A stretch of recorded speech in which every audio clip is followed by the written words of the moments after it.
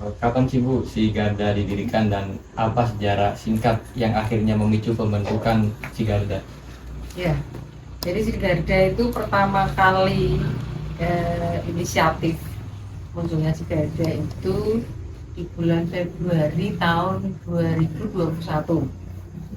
Jadi waktu itu saya sendiri belum banyak berkecimpung di dunia komunitas ya, ketika itu saya cuma gabung ke teman-teman komunitas, sering belajar situ seperti itu. Kemudian ada satu teman di Malang waktu itu yang kemudian rembugan gitu untuk membuat sebuah komunitas, tetapi bukan sebuah komunitas lokal. Selama ini rata-rata komunitas sejarah itu hanya di tingkat lokal, hanya di tingkat daerah masing-masing. Jadi kalau Jawa Tengah ya hanya Semarang, hanya mana begitu, Jogja ya hanya Jogja. Jarang, hampir tidak ada sebuah komunitas yang bergeraknya di wilayah yang luas yaitu Indonesia. Nah, waktu cita-citanya sih memang kita bikin satu komunitas yang bisa menjembatani teman-teman dari berbagai daerah untuk memperkenalkan cagar budaya tinggalan sejarah yang ada di daerahnya masing-masing. Jadi awalnya seperti itu. Memang yang mengawali langkah itu kalau di Jawa Tengah pada waktu itu ada saya, kemudian Mas Antoni itu dari Salatiga, lalu Jawa Timur itu banyak, waktu itu ada Pak Didi, ada Pak Bodan, ada Pak Mas Joko dan sebagainya gitu. Nah, kita tuh waktu itu cuman ayo kita coba yuk bikin komunitas gitu. Tapi levelnya tidak semata-mata hanya Jawa Tengah atau Jawa Timur, tapi kita coba buka lebih luas yaitu Indonesia. Sehingga akhirnya jadilah sebuah komunitas. Nah, karena waktu itu dibangunnya pada waktu pertama kali berdiri pada waktu pandemi dan kita tidak mungkin jelajah situs dan apa ya, waktu itu kan seolah-olah kayak kegiatan lapangan tuh stuck semua, jadi off semua, nggak ada kegiatan. Sehingga kita mikir waktu itu kegiatan apa ya yang kira-kira itu bisa mengobati kangennya teman-teman, karena rata-rata teman-teman yang sudah biasa jelajah situs itu mereka punya rasa kangen untuk pergi ke lapangan, tapi kan nggak memungkinkan ketika tahun 2021 itu 2020 itu. Sehingga ya udah kita memang menyesuaikan saja. Waktu itu akhirnya bikin diskusi daring. Jadi karena memang trennya juga pada waktu itu adalah lewat daring, sehingga kita yuk bikin diskusi kecil-kecilan aja awalnya gitu, sesama teman gitu, kita saling share, bagi cerita, teman mana cerita gitu. Tapi dan waktu itu saya berpikir lah, kalau kita memang mau diniati bikin komunitas nasional, kenapa kita tidak melibatkan saja tokoh-tokoh nasional gitu kan? Kenapa harus hanya di antara teman-teman sendiri? Dan waktu saya mengusulkan, coba ayo kita komunikasikan dengan para akademisi, dengan para peneliti yang mungkin beliau-beliau bersedia berbagi. Karena waktu itu juga kegiatan penelitian di lapangan kan sama sekali tidak ada, dosen-dosen pada waktu itu juga kuliahnya kan daring ya, jadi artinya banyak waktu longgar gitu. Nah, terus kita mulai waktu itu dengan menghubungi salah satu dosen arkeologi UI, Prof. Agus Aris Munandar. Beliau kita tawari, mau nggak Prof untuk misi acara kita gitu. Dan beliau kok mau gitu, menyambut dengan baik. Ya, Prof. Agus kalau di dunia arkeologi termasuk tokoh yang dikenal oleh semua orang gitu, karena beliau memang sosok yang sangat kompeten di periode Hindu dan Buddha itu. Nah, dari situ mulainya. Jadi kita kemudian siapkan diskusi daring setiap minggu. Jadi seminggu sekali kita adakan diskusi daring dengan memanggil tokoh ganti-ganti begitu. Dan sekali lagi tidak hanya satu daerah, tapi kita coba untuk masuk ke berbagai macam wilayah. Nah, awalnya dari situ. Kenapa kok si Garda dibentuk? Kemudian pilihannya kenapa kok di Semarang sekretariatnya? Pertimbangannya selain karena saya orang Semarang waktu itu, dan boleh dibilang pada waktu itu saya satu-satunya orang Semarang, karena pengurus admin yang lain ya, kita belum bicara pengurus ya, karena waktu itu kan masih komunitas. Admin yang lain tuh rata-rata orang Malang, Jawa Timur ya. Justru saya yang mencar sendiri di sini karena teman di Salatiga kan. Waktu itu kita putuskan di Semarang karena kita memang melihat posisi Jawa Tengah sendiri pada waktu itu tidak banyak aktivitas komunitas yang aktif. Kalau Jawa Timur dari dulu memang komunitasnya aktif-aktif, mereka banyak gitu ya, pergerakan mereka juga termasuknya cukup padat gitu. Tapi kalau di Jawa Tengah itu ya 1-2 ada, tetapi tidak cukup agresif untuk bergerak gitu. Sehingga ya sudah kita coba bikin di Semarang, satu dengan pertimbangan itu, lalu yang kedua Semarang adalah ibu kota provinsi, jadi bagaimanapun juga akses untuk kemanapun itu dari Semarang lebih bagus. Akhirnya kita putuskan sekretariat kita taruh di Semarang, meskipun aktivitasnya kita sebar ke berbagai daerah. Itu awal berdirinya.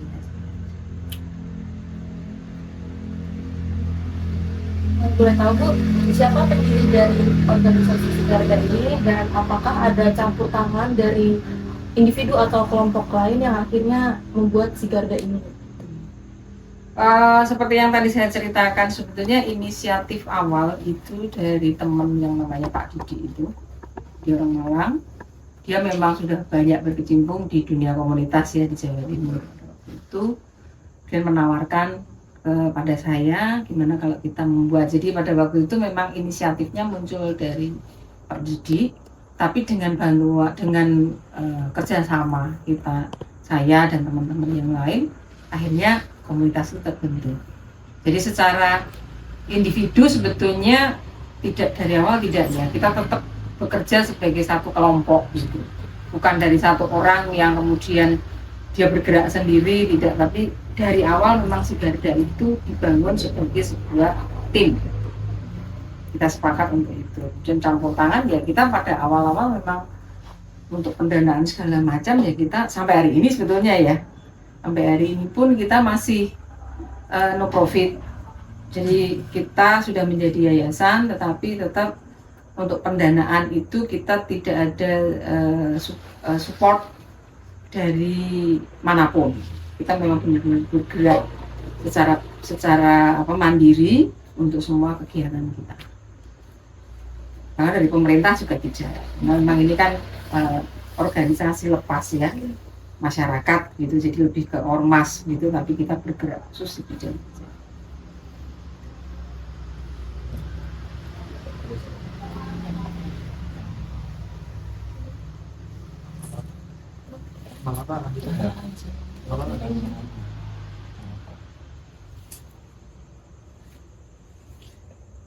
Mungkin yang selanjutnya, mengapa Sigarda memilih untuk fokus pada pelestarian situs-situs sejarah dan pembelajaran sejarah? Apakah ya itu aja. Apakah ada hal yang membuat situs-situs tersebut merasa bernilai, sangat bernilai, sangat memberi dampak kepada kita? Diakui atau tidak, tinggalan situs sejarah di Indonesia sangat banyak. Tetapi baru sebagian kecil yang terakomodir ya, ya istilahnya kalau orang Jawa menyebut kopen lah, jadi diopeni gitu. Jadi yang dirawat gitu. Jadi yang muncul ke permukaan itu kan objek-objek yang besar, yang sudah familiar di masyarakat, dan itu pasti sudah ada campur tangan dari pemerintah gitu. Sementara tinggalan-tinggalan yang notabene adalah tinggalan-tinggalan kecil yang tersebar dan itu jumlahnya sangat banyak, itu hampir dikatakan tidak terurus.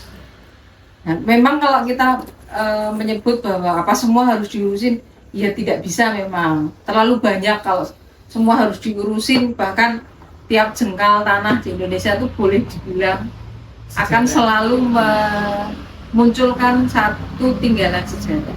Semarang pun yang kelihatannya orang hanya melihat kota lama, tapi sebetulnya tinggalan sejarah di kota Semarang itu bentangannya sangat panjang sebetulnya, tidak hanya masa kolonial.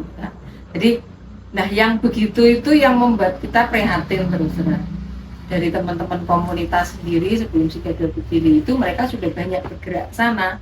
Jadi justru yang kita coba kedepankan adalah situs-situs yang marginal, situs-situs yang kecil dan terabaikan. Itu yang ingin kita munculkan. kita perkenalkan kepada masyarakat supaya apa? Supaya ketika masyarakat tahu tanpa kita minta pun mereka secara otomatis akan punya kesadaran untuk ikut ngopeni, ikut merawat, ikut menjaga. Karena apa? Ya itu sesuatu yang mereka miliki. Masyarakat yang ada di situ yang mereka yang memiliki itu gitu. Nah, harapannya sebetulnya itu. Kenapa kok si Garda secara khusus atau komunitas lain itu bergerak di bidang sejarah dan di bidang cagar budaya, karena kita tidak bisa meninggalkan sejarah ya. Jejak itu tetap akan terekam gitu. Walaupun bendanya nanti hilang, mungkin bendanya sudah hancur atau sudah hilang, tetapi memori kolektifnya itu kan tetap harus ada. Nah, yang kita gali itu sebetulnya memori kolektifnya itu, rekaman cerita, rekaman memori yang ada di tinggalan budaya itu, di tinggalan sejarah itulah yang akan kita coba untuk memunculkan. Jadi itu yang membuat kami tertarik untuk bergerak di bidang ini gitu ya, karena harus ada yang ngurusi. Kalau nggak ada yang ngurusi nanti siapa juga hilang semua nanti. Dan ini aja sudah banyak kita kecolongan sebetulnya. Kalau kita mau merunut itu tinggalan Indonesia yang entah sudah lari kemana itu jumlahnya sudah banyak, sudah tidak terhitung. Kemarin aja mungkin kalau penjaringan mendengarkan beberapa arca yang dikembalikan dari negeri Belanda, itu kan hanya sebagian kecil yang akhirnya dikembalikan ke kita. Belum itu baru arca loh ya, artinya barang yang kelihatan besar gitu ya, belum yang tidak terlihat. Naskah-naskah kuno segala macam itu banyak sekali. Itu yang sebagian yang bagus-bagus itu dibawa keluar semua itu banyak. Dan kita memang kesulitan juga kalau harus mengambil dari luar. Makanya ya sudah yang masih ada di sini gitu loh, yang coba kita untuk rawat. Semangatnya dari situ.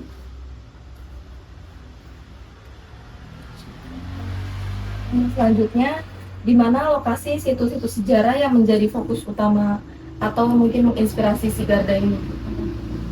Ya, pertama kali memang yang kita munculkan otomatis Jawa Timur ya, karena memang tinggalan di Jawa Timur itu jumlahnya banyak. Kemudian ada satu ikon besar di Jawa Timur, yaitu Majapahit, Singosari gitu kan. Hampir semua kerajaan-kerajaan besar masa Hindu Buddha itu mereka berjayanya di kawasan timur, walaupun di tengah itu ada, tapi kan tidak sebanyak di timur justru. Nah, jadi yang pertama kali menarik memang di Jawa Timur itu.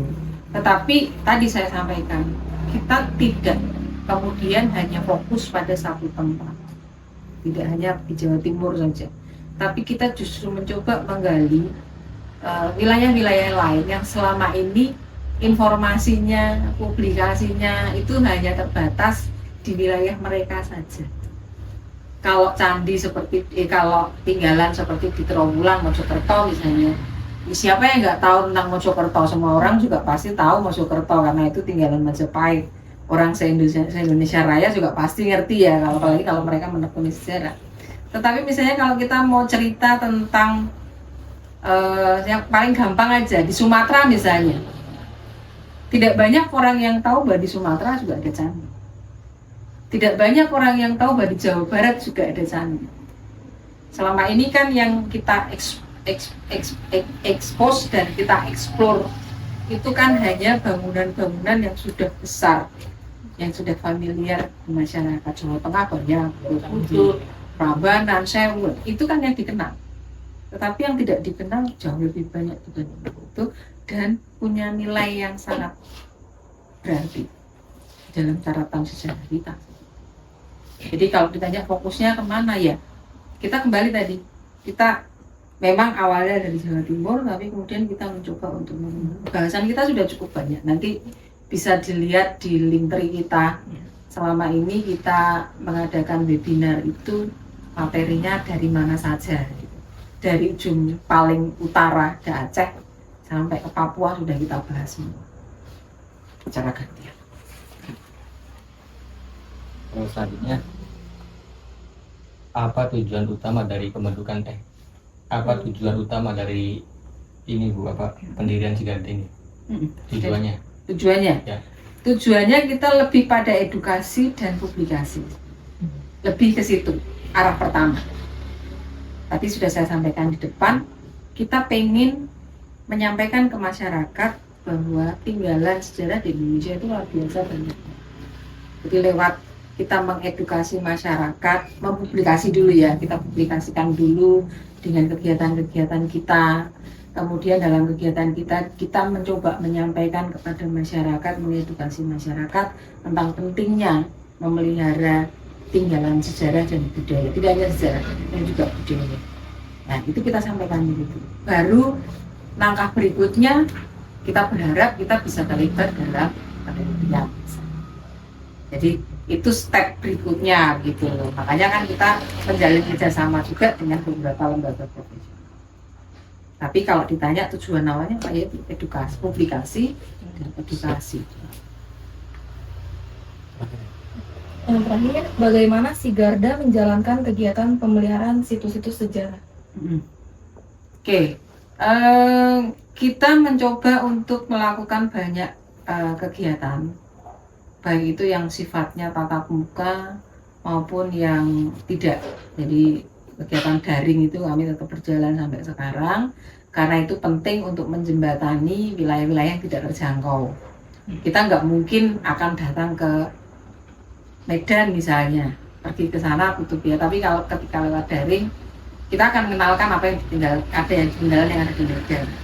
Di Sulawesi misalnya, Sumatera Selatan, mungkin untuk pergi ke Sumatera Selatan nggak mungkin, tapi kita mencoba masuk ke sana. Sangkulirang misalnya di Kalimantan Timur, siapa yang mau pergi ke Sangkulirang? Tempatnya jauh, tidak terjangkau, tetapi ketika itu dibawa ke satu media yang kita sebut sebagai diskusi daring, itu pasti akan diminati oleh banyak orang. Lalu yang kedua itu yang pertama. Lalu yang kedua, ketika kita mencoba untuk melakukan kegiatan di lapangan. Jadi kita kunjungan situs mungkin dalam satu hari, misalnya dari pagi sampai sore di beberapa lokasi. Kemudian kita punya kegiatan khusus yang namanya kemah budaya. Nanti Nanda bisa cerita sendiri karena sudah pernah ikut yang di Jogja. Kita sudah 2 kali, Malang dan Jogja. Tahun ini nanti di Jawa Tengah di Gedung Songo kita rencananya. Kalau mau ikut silakan, nanti publikasinya nanti ditunggu aja ya. Siap. Nah, memang kalau di kemah budaya itu kita nginep. Jadi sengaja kita nginepnya itu tidak di hotel gitu ya. Kalau nginep di hotel biasa orang piknik kemana-mana nginepnya di hotel. Tapi kita justru mengajak teman-teman para peminat sejarah itu untuk tadabbur alam ya.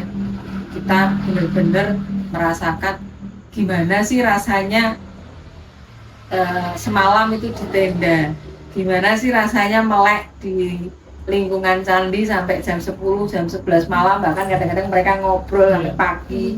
Itu ya kita loskan aja mereka. Kemudian besoknya kita ajak mereka jalan-jalan ke beberapa objek. Tapi tentu saja nggak hanya sekedar jalan-jalan, kita juga memberikan pengetahuan kepada mereka lewat narasumber yang berkompeten. Jadi kita undang tokoh-tokoh, baik itu akademisi maupun peneliti yang mereka paham dengan objek yang kita bahas pada waktu itu. Kita juga melibatkan lembaga pemerintah, misalnya karena tinggalan sejarah itu kan di bawah BPK ya, sekarang istilahnya dulu BPJB, Badan Pelestari Cagar Budaya. Sekarang namanya Badan Pelestari Kebudayaan. Itu BPJB, sekarang BPK. Nah, itu kita libatkan. Beliau kalau kebetulan lokasinya cukup dekat dengan BPK, kita minta beberapa BPK untuk menjadi narasumber. Jadi kalau kita terlibat secara langsung untuk perawatan itu sebenarnya boleh. Misalnya kita ikut mau membersihkan gitu ya, itu boleh. Tetapi tentu saja harus dengan izin, karena nggak boleh sembarangan. Membersihkan tinggalan sejarah itu juga, kita lihat kok lumutan gitu ya, terus kita main kerok, nggak boleh. Jadi kalau itu sudah menjadi tinggalan yang ditetapkan sebagai, apalagi sudah ditetapkan sebagai cagar budaya, kita nggak boleh terlalu banyak campur tangan tanpa izin dari lembaga yang berwenang di situ. Jadi kalau kita mau mengadakan kegiatan seperti itu ya kita minta izin dulu, boleh nggak gitu loh, kita ikut bersih-bersih. Kadang-kadang ada beberapa komunitas yang gitu bersih-bersih apa segala macam. Nah karena kalau kita kan memang lebih pada edukasi dan publikasi, sehingga ya tadi misinya kita itu adalah mengenalkan, kemudian membuat mereka cinta, lalu mereka yang akan melestarikan. Makanya di slogan kami itu kan kenali, cintai, sinau, cagar budaya. Itu di slogan kami. Jadi kenal, kemudian orang nggak kenal, nggak cinta kalau nggak kenal. Kenal dulu, cinta, kemudian ayo sinau bareng. Dari sinau bareng ini akan tumbuh kesadaran, akan tumbuh keinginan untuk ikut melestarikan. Itu sebenarnya bukan simpel ya, tapi yang paling bisa kita lakukan adalah itu. Karena kita kan bukan lembaga pemerintah yang punya kewenangan di situ. Dan tadi kalau kita ngurusi semuanya nggak akan pernah nyampe nanti gitu. Ya kita lakukan hal yang kecil-kecil. Memorinya itu yang kita bangun lewat edukasi dan lewat publikasi. Kurang lebih begitu. Ada lagi? Boleh, pertanyaan kan bisa dikembangkan kemana saja. Nggak harus baku dari pertanyaan itu kan. Oke, menurut Ibu nih ada pesan atau pesan untuk generasi sekarang atau generasi milenial sekarang untuk pentingnya menjaga, pentingnya melestarikan, menjaga apa, cagar budaya sepanjang. Ya, oke. Generasi saya sebentar lagi sudah surut. Ya. Artinya kalau kami saat ini menjadi bukan garda terdepan ya, tapi kalau kami mungkin saat ini berada di depan untuk mempelopori, itu kami ingin jejak langkah yang kami tinggalkan itu akan ada yang melanjutkan.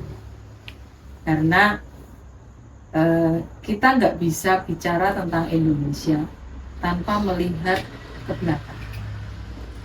Sejarah sering dimaknai sebagai sesuatu yang nggak ada pentingnya gitu ya. Oh sudah masa lalu lah ya mbok sudah gitu. Tetapi sebetulnya justru karena penjenengan-penjenengan di Sospol, saya yakin 1000% ketika kita bicara politik pun kita tidak hanya bicara politik sekarang dan besok. Tapi pasti kita akan melihat gerakan politik kita pada masa lalu itu seperti apa. Bisa nggak kita belajar dari apa yang terjadi di masa lalu? Nah, sebetulnya apa yang kami harapkan sebagai generasi yang lebih tua ya, generasi yang sebentar lagi mundur, adalah teruskan apa yang sudah kami lakukan. Karena ini tidak boleh berhenti sampai di sini saja. Perjuangan itu masih panjang. Apalagi kalau kita bicara tentang sejarah, sejarah itu tidak akan berhenti pada satu waktu. Tapi sejarah itu akan mengikuti kita terus. Suatu saat penjenengan-penjenengan yang nanti usianya sudah seusia Bu Ika di atas 50 pasti akan melihat cerita sejarah dari era penjenengan sekarang menjadi mahasiswa. Jadi sejarah itu akan selalu begitu. Begitu juga dengan budaya. Kalau kita bicara tentang budaya, kita tidak hanya bicara itu kan budaya sudah ketinggalan zaman, tidak begitu. Budaya yang sekarang ini ada di masyarakat kita bagaimanapun juga didasari dari budaya yang memang sudah ada di dalam masyarakat kita. Kita nggak bisa meninggalkan itu. Semodern apapun kita, sehebat apapun kita menguasai teknologi, kita nggak boleh melupakan jati diri kita. Kuncinya di situ.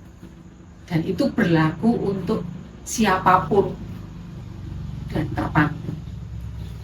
Ya, jadi yang generasi milenial, generasi Z misalnya yang nanti akan, jangan kalau generasi Z ya? Iya, Z.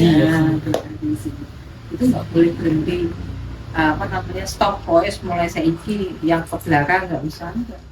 Justru satu hal yang bisa kita ambil dari sejarah masa lalu kita itu adalah kita itu pernah menjadi bangsa yang hebat. Kalau kita hanya melulu bicara masa kolonial, ya kita seolah-olah menjadi bangsa yang terpuruk. Dari dulu sampai sekarang, ya Indonesia itu bangsa yang labelnya adalah bangsa buruk, bangsa yang hanya ditindas. Padahal sejarah kita mengajarkan kita pernah menjadi bangsa yang hebat, ya, dan itu diakui oleh seluruh dunia. Kita bicara rempah-rempah itu nggak cuma di Indonesia. Nah, kenapa orang Barat sampai berduyun-duyun datang ke sini? Kan karena rempah-rempah. Artinya posisi Indonesia itu bergeningnya itu luar biasa. Kalau kita mau loh, di politik itu kita bisa bagi. Bergeningnya Indonesia ini luar biasa. Tinggal bagaimana kita menggunakan apa yang kita miliki. Jangan kemudian menjadi bangsa yang wah, kita nggak bisa. Itu kan terjadi karena mindset kita melihatnya keluar gitu. Orang sana itu hebat, orang sana itu hebat. Tapi kita nggak pernah melihat ke diri kita sendiri. Bukan berarti kita kemudian sok-sokan membanggakan diri sendiri, tidak. Tapi itu kan sebuah motivasi dari dalam yang harus kita tumbuhkan. Ya, jadi kira-kira seperti itu apa yang kami, bukan hanya saya, tapi juga kami inginkan dari generasi sekarang. Terutama penjenengan.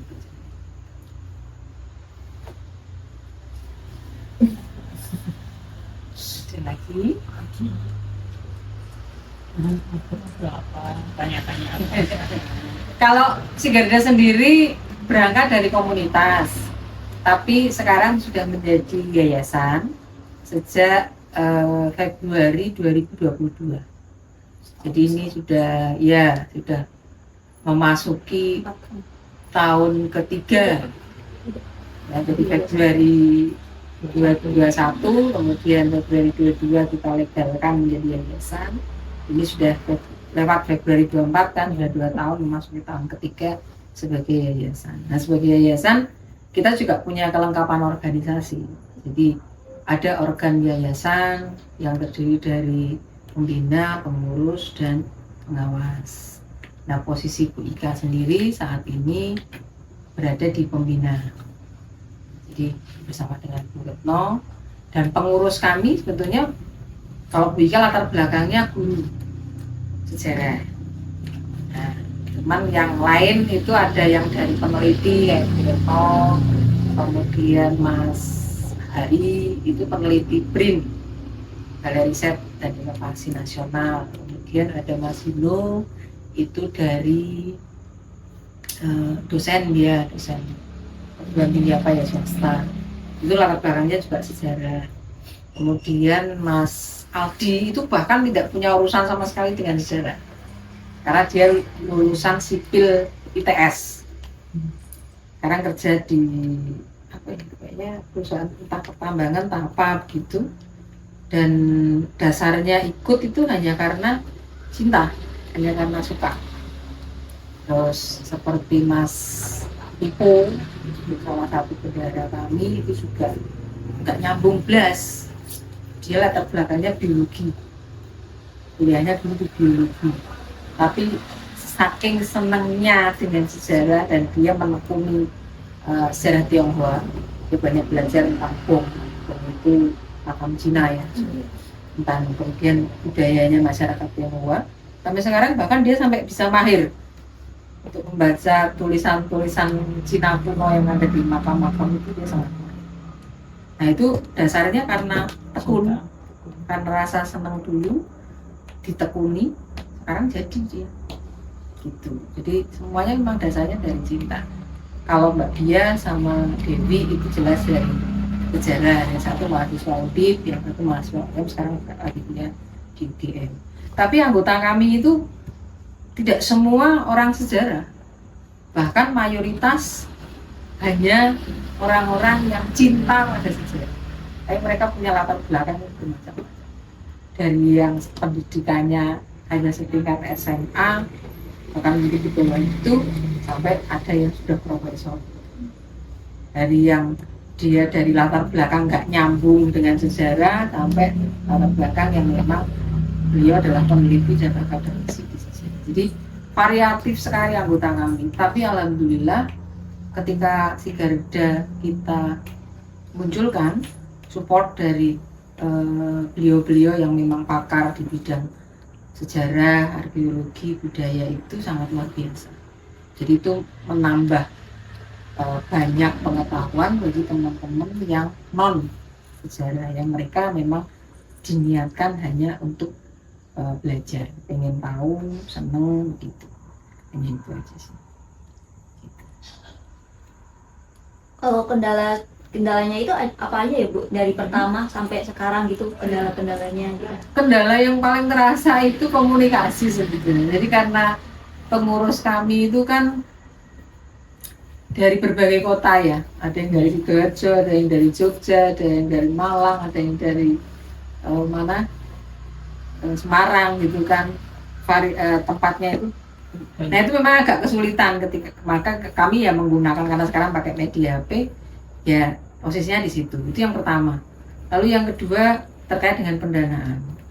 Jadi memang selama ini kan aktivitas kami benar-benar tanpa campur tangan dari pihak manapun. Kami sebagai pengurus juga mandiri ya. Jadi kalau ada sesuatu yang memang dibutuhkan, ya kami sebagai pengurus yang memang harus turun untuk memberikan dana. Tapi kami mencoba untuk melibatkan juga teman-teman yang memang mau ikut. Jadi misalnya kegiatan jelajah situs atau kemah budaya, itu memang ada biaya yang kami bebankan ke teman-teman, tapi tentu saja kami upayakan seminimal mungkin. Artinya tidak kemudian kami membagi biaya yang terlalu tinggi untuk kepentingan kami sendiri, tidak. Bahkan jujur saja hampir setiap kegiatan itu pengurus tombol. Jadi karena memang ya itu tadi, kita sebagai pengurus itu memang sudah diniati ya, dari awal kita punya kesadaran bahwa membangun sebuah organisasi kan nggak gampang, apalagi ini sebuah organisasi yang notabene mungkin tidak terlalu banyak peminat gitu kan, dibandingkan yang lain-lain. Misalnya orang mau ke sejarah, mau ke budaya itu benar-benar orang yang memang duwe niat gitu ya, punya keinginan belajar gitu. Tapi kalau yang orang-orang biasa kan tidak tertarik. Bahkan yang saya guru sejarah saja belum tentu kok tertarik ya, padahal ini dunianya gitu. Jadi saya merasakan sendiri ketika saya mengajar itu mengajak teman-teman yang guru sejarah itu tidak gampang, ngajak mereka untuk mau dolan, ngajak. Padahal ya sebenarnya ya guru sejarah itu bekali ya ming dolan, dan dolan iki yo aja sing ning nggon enak tok gitu loh. Ya harus mau turun ke bawah bener-bener ya. Belasak kemana-mana itu harus mau gitu. Bahkan saya juga pernah naik ke Gunung Penanggungan itu walaupun kakinya sakit, tapi karena penasaran ya saya naik gitu ya, dengan ketinggian berapa ya, kan lupa kayak sekitar 4.000 atau 5.000 meter itu ya naik gitu ya, padahal dengan kondisi badan yang tidak kurus dan sudah usia, tapi karena memang pengen ngerti ya gitu. Nah kendala utamanya itu sebenarnya itu Mbak, jadi supporting dana terutama dari pemerintah satu itu tidak banyak ya, mungkin karena tadi ya terlalu banyak yang harus diurusi.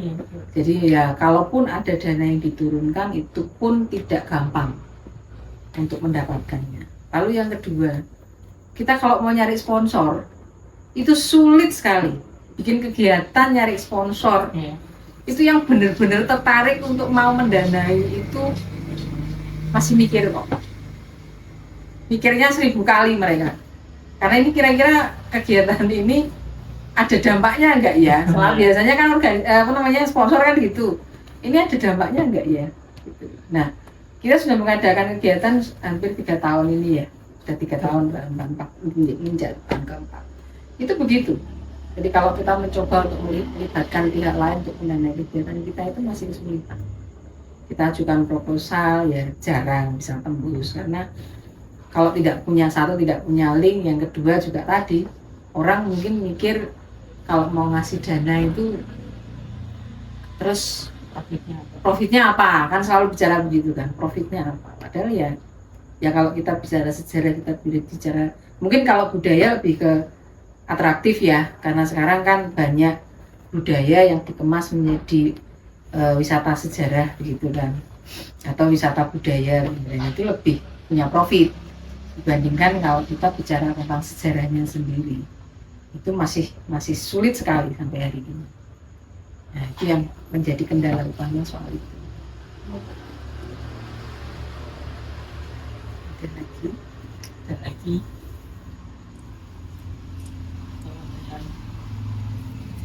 Kalau ibu minum, cuma minum ya? Enggak usah repot-repot Bu. Cukupin aja. Coba saya ini. Terima kasih. Jika katanya mau pinjam buku, silakan. Nah ini salah satu cara kami juga Mbak, Mas. Jadi nanti karena kita edukasi, sebetulnya ini berangkat dari hobi saya ngumpulin buku. Dan saya sendiri dulu punya perpustakaan kecil di rumah, karena saya suka beli buku. Kalau pas dapat rezeki itu paling tidak 1-2 buku saya beli, itu lama-lama ngumpul banyak. Lalu pelan-pelan setelah kita menjadi organisasi, kita mulai ini minta ke beberapa lembaga dan alhamdulillah dapat bantuan juga. Ada dari BPJB Jateng, dari dulu BPJB Jateng, BPJB Jogja, kemudian Balar Sumsel, Balar Jogja, kemudian Puslit, itu banyak memberikan buku-buku ke kita.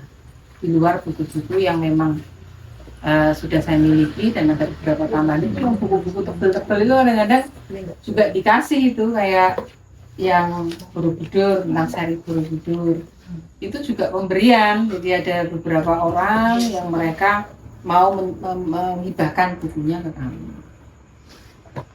Jadi kalau yang bawah itu yang era 65 itu memang koleksi saya kalau itu. Aku suka baca yang itu, karena apa kalau mau memang kita pinjamkan. Jadi perpustakaan ini terbuka untuk siapa saja, makanya saya selalu bilang ke Anda kalau teman-temannya ada yang mau ke sini silakan aja, tapi ngabari dulu karena saya kan sering nggak di rumah, malah kalau siang sampai sore itu kan nggak di rumah gitu, kecuali hari Sabtu Minggu. Monggo kalau mau dipinjam nanti silahkan nulis dibawa dulu. Tapi ya kami berharap kalau sudah dipinjam kembalikan, karena ini kan apa ya buku koleksi ya gitu loh.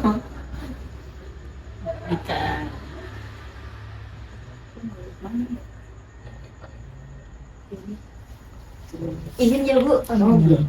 Ini juga dari UNES, ini kan dosennya UNES, dosen saya, Prof. Eko, ini dosen Muhammad Aris Munandar sama dosen wali saya Martin. Ini yang Bu incing tadi. Banyak. Nanti jangan lupa. Banyak. Kalau mungkin anak-anak politik lebih ke era kolonial sampai ke tahun 70-an ya, 80-an itu. Kalau anak sejarah biasanya masa klasik sampai Hindu Buddha itu yang paling banyak dipinjam. Anak sejarah.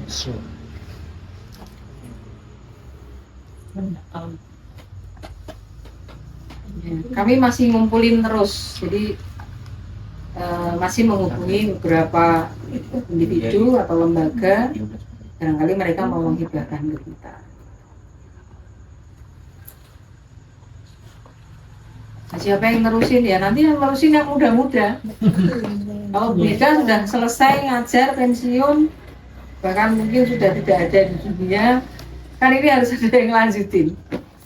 Kenapa? Karena anaknya Bu Ika sendiri tidak ada yang berkecimpung di dunia ini terus terang. Yang satu itu di ilmu kelautan, yang satu di teknik sipil, jadi udah nggak nyambung semua.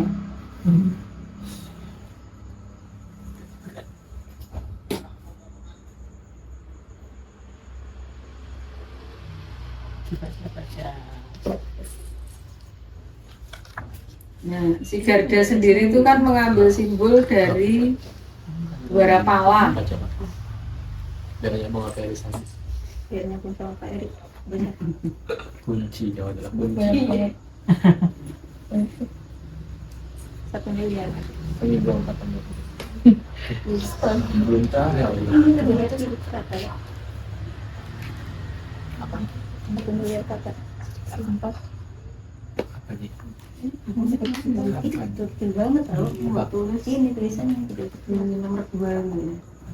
baca dong. Yang Atasnya. Buku mistis. Kembali. Mau dipinjam?